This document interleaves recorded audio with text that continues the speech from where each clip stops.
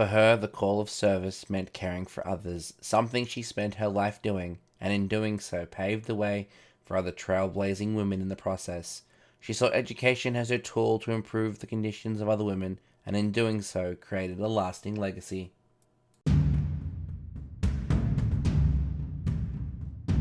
Welcome to I Was Only Doing My Job, an Australian military history podcast. This is the life, service and legacy of Principal Matron, Captain Grace Margaret Wilson, CBE, who served as a nurse in both the First and Second World Wars. Grace Margaret Wilson was born on the 25th of June 1879 in South Brisbane, Queensland. She is the eldest of 5 children to John Pearson Wilson, a clerk, and his wife Fanny Campbell, both from Scotland, and was educated at the Brisbane Girls' Grammar School.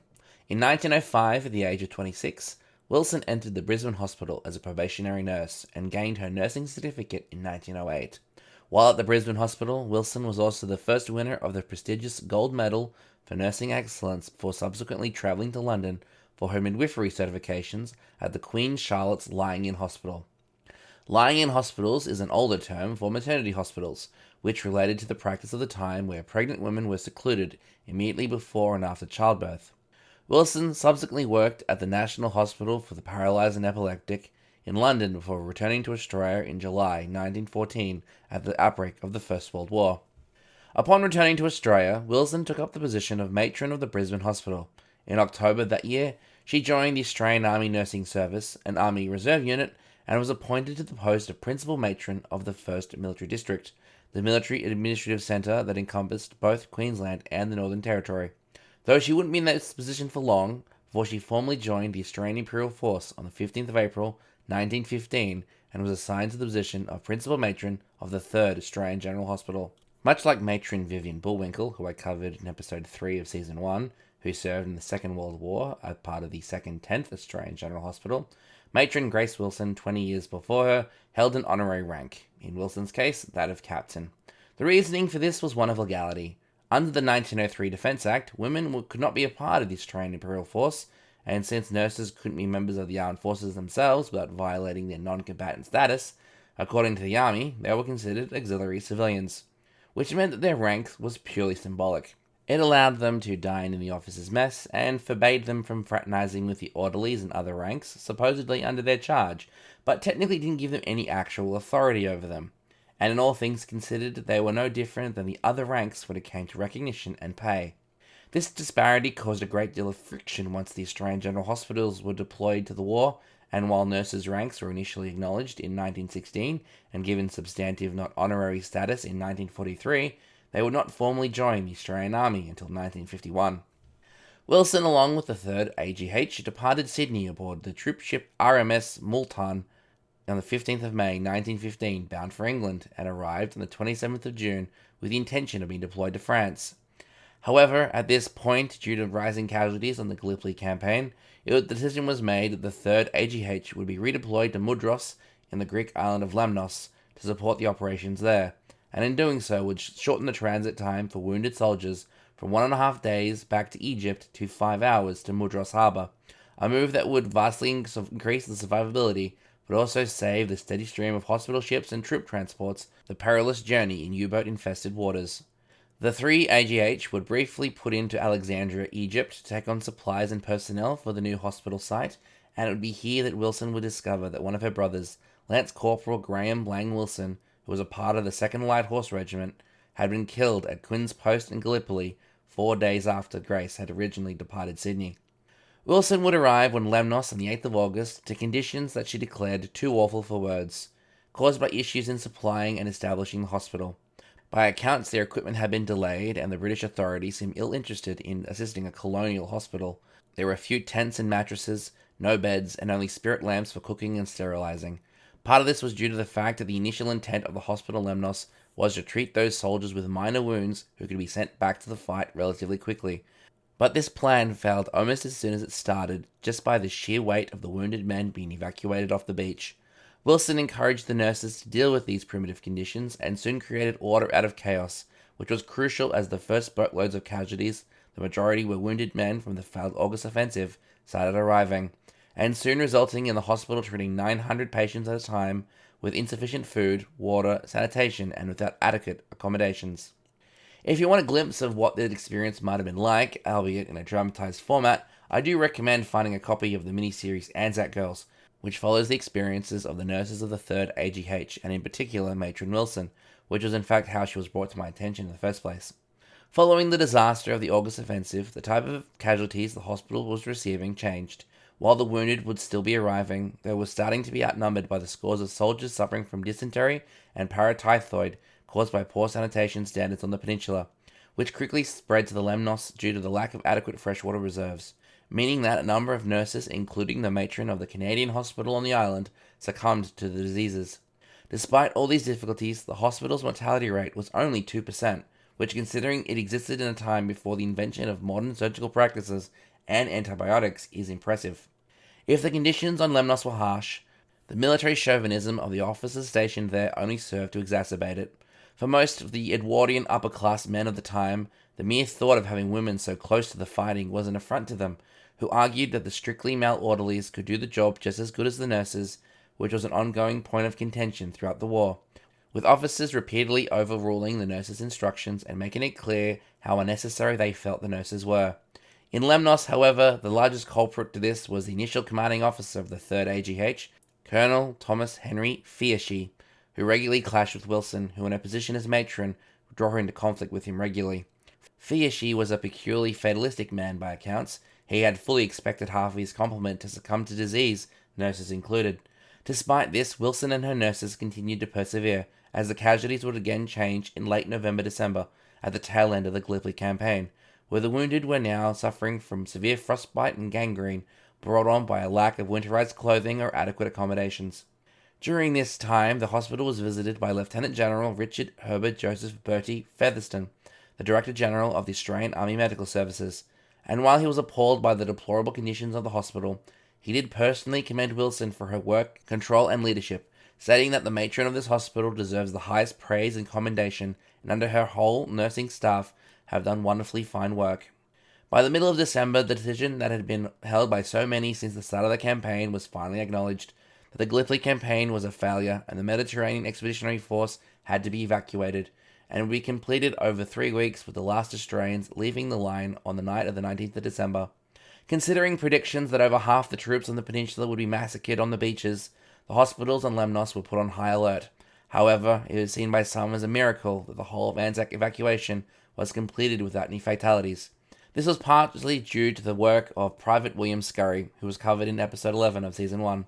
The same, however, was not true of the British and French positions, who suffered casualties trying to replicate the Anzac success. Along with the scores of survivors of the campaign, Wilson and the nurses of the 3rd AGH celebrated Christmas on Lemnos and were dined on turkey and champagne thanks to visiting sailors. However, considering the poor quality of rations the nurses had been subjected to for the past 5 months, meant that most of that rich food was wasted on them. On New Year's Day 1916, Wilson was recommended for the Royal Red Cross First Class for distinguished service in the field, which would be gazetted on the 2nd of May, and was offered the post of Matron-in-Chief at AIF headquarters, an appointment she turned down in favour of staying with the 3rd AGH. On the 17th of January 1916, Wilson and the remaining staff of the hospital boarded the hospital ship Oxfordshire, bound for Egypt, arriving in Alexandria on the 27th. When there, they transferred to Abbasia and occupied the residences of an old harem for approximately 8 months. During that time, Wilson would be mentioned in dispatches 3 times, the 5th of May, 21st of June, and the 13th of July, for her administrative work at the hospital as part of the Mediterranean Expeditionary Force. It was also in May that her honorary rank of captain was recognised, and her red tibbet, or caplet, would gain 3 stars of an army captain, even if her pay would still remain that of half of a regular captain in the service. On the 25th of September, Wilson embarked with the 3rd AGH from Alexandria for England to join the British Expeditionary Force, and in doing so became under the direct control of the British High Command. Arriving on the 5th of October, she moved with the hospital first to Brighton, where they operated the Kitchener War Hospital until the 11th of April 1917. After this, they would move to Abbeville, France, with the rest of the 3rd AGH, and would initially be operating out of tents and huts as purpose-built facilities were being constructed. In May, the hospital was about to admit gas patients for initial treatment before transferring them to other facilities. It was also here that Wilson had her first direct interaction with the professional military nursing services. While she had immense respect for the all-volunteer New Zealand Army Nursing Service and the fully incorporated Canadian Army Nursing Service from her time in Lemnos, she did not have the same level of adoration for the nursing sisters of the Queen Alexandria's Imperial Nursing Service that some of her colleagues did.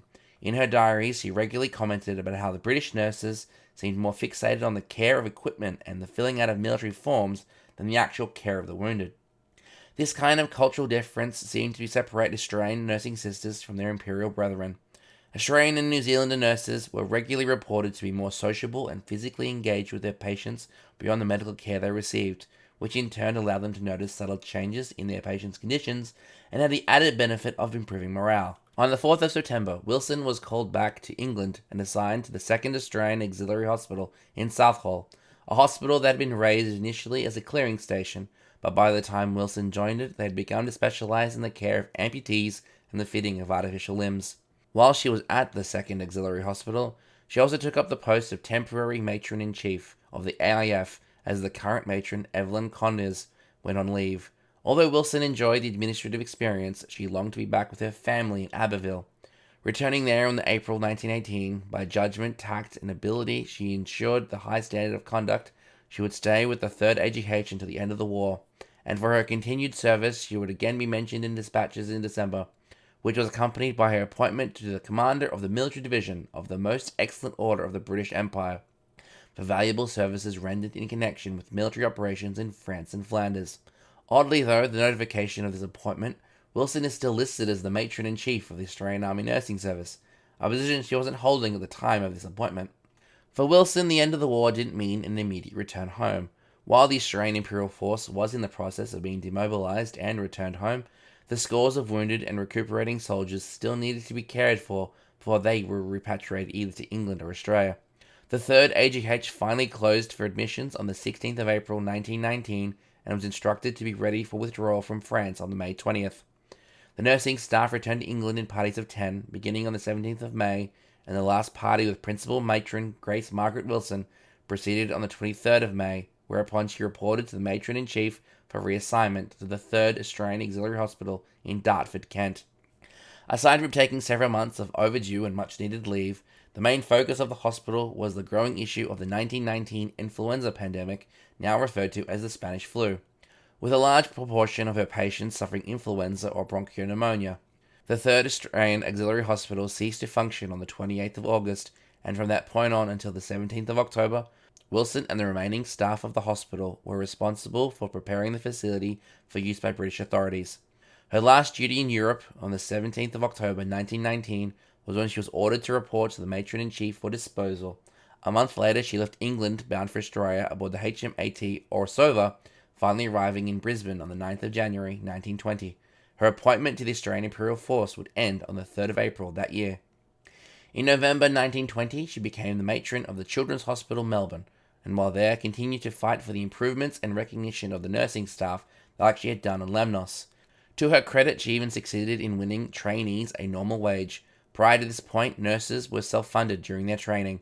In 1922, while at the Children's Hospital, she became openly critical of the hospital committee and resigned to take up the management of the private hospital Somerset House in East Melbourne. In 1925, sadly, her father, John Pearson Wilson, passed away in Brisbane at the age of 77. 4 years later, she'd become Matron-in-Chief of the Australian Army Nursing Service, which, following the end of the Great War, had reverted to being a reserve unit, and in 1929, she'd be one of only 2 Australian nurses from the period to become the recipient of the Florence Nightingale Medal, the highest international distinction presented to a nurse, and is awarded to nurses or nursing aides for exceptional courage and devotion to the wounded, sick or disabled, or to civilian victims of a conflict or disaster, or exemplary services or a creative and pioneering spirit in the areas of public health and nursing education. At the start of 1933, Wilson would go on to become the matron of the Alfred Hospital, which to this day is a significant medical institution in Victoria. While at the Alfred, she continued her personal quest of improving the conditions of her fellow nurses, organising training school committees and introducing a probationers orientation program, as well as overseeing the first Commonwealth scheme for training nursing tutors, which potentially is the reason why the hospital has become one of the leading tertiary teaching hospitals in Victoria today. 4 years later, in 1937, she would travel to London for the coronation of King George VI and would lead the AANS contingent. Upon the outbreak of the Second World War in September 1939, 60-year-old Wilson was called up for a full-time position in the Army and resigned from her post at the Alfred Hospital. She served on the staff of Director General of Medical Services, Major General Rupert Downes, in Army headquarters as the Army's Matron-in-Chief. And once the Australian Army Nursing Service was re-raised as part of the Australian Imperial Force on the 24th of September 1940, Wilson was appointed to the post of Matron-in-Chief, making her the senior-most nurse of the 2nd AIF like she was in its predecessor. On the 7th of October that year, she embarked for the Middle East once more aboard the troop ship HMAT New Zealand, a Dutch steamer-converted troop transport. Arriving on the 3rd of November in Palestine, she was immediately assigned to the hospital ship Mananda, where there she would work diligently before falling ill on the 30th of April 1941. She was admitted to the 8th British General Hospital and would be reclassified as temporarily unfit for military service and sent home to Australia on the 12th of May. She would formally leave the 2nd Australian Imperial Force on the 3rd of September. However, due to her experience, her service during the Second World War did not end here. Once she had fully recovered, she was attached to the Australian Red Cross Society and oversaw an expansion of its activities. She was then appointed to the Executive Officer of the Department of Manpower Directorate Victoria's Nursing Control Sector on the 15th of September 1943. In this role, she controlled the staffing of all hospitals in the state of Victoria and had a personal staff of 4 trained nurses and 11 office workers. Wilson deservedly retired at the end of the Second World War, but kept active in voluntary pursuits. These included the Royal Victorian Trained Nurses Association, Royal Victorian College of Nursing, the Australian Red Cross Society, and the Girl Guides Association. In addition, she worked as a trustee for the Shrine of Remembrance in Melbourne and the Edith Cavell Trust Fund. In 1953, Wilson would also become the first female life member of the Returned and Services League of Australia, owing to the requirement that nurses at the time had to either be widowed or single. At the age of 75, Grace Margaret Wilson married longtime beau Robert Wallace Bruce Campbell in London on the 12th of January 1954 at Holy Trinity Parish Church, Roehampton. Sadly, she would pass on 3 years to the day of her wedding at the Heidelberg Repatriation General Hospital in Victoria on the 12th of January 1957. Grace Margaret Campbell, née Wilson, was the same age her father was when he passed at 77. She was one of the first women accorded full military honours at her funeral at Christ Church in South Yarra before she was cremated. Wilson's medals and uniform from the First World War are placed on permanent display at the Australian War Memorial in 2014, complete with a unit patch of the 3rd Australian General Hospital, a unit that she's had the closest connection with of any of her postings in either war. Following her death, her legacy has been immortalised in film in the aforementioned Anzac Girls drama series, also in nursing scholarships in both her home state of Queensland and her home and later life in Victoria, and she's regularly referenced as one of the pivotal members of the fledgling Australian Army Nursing Service and nursing as a whole. Wilson had a rare quality which inspired deep and lasting loyalty. A self-disciplined leader, she had a sympathetic ear for her staff, believing it a privilege to help soldiers, and she was a proud member of the AANS. She had a great gift of living. It is fitting that her life, service, and legacy will be released during International Nurses Week, whose theme this year is Nurses That Make a Difference, and I honestly cannot think of any other nurse who would be so equally qualified for that mantle as then Principal Matron Grace Margaret Wilson. Thanks for listening to the I Was Only Doing My Job podcast, a Doc Network production. This episode was written, produced, and audio engineered by me, Ross Manuel, with additional research done by Laurie Favell. I'd really appreciate it, and it would help out the show if you took some time to share this with a friend, or leave a review on Spotify, or Google Podcasts, or iTunes, or anywhere that you listen to podcasts, as it really helps other people find the show. If you want to know more about today's episode, with photos, show notes, and transcripts, head to www.thedocnetwork.net and follow the show on IWODMJ on Instagram, Twitter, and Facebook. Don't worry, there's a link in the show notes. If you want to follow me for history-related hijinks and other nerdery, you can follow me on practically everything at Doc Winters. Once again, thanks for listening and catch you next time. Bye!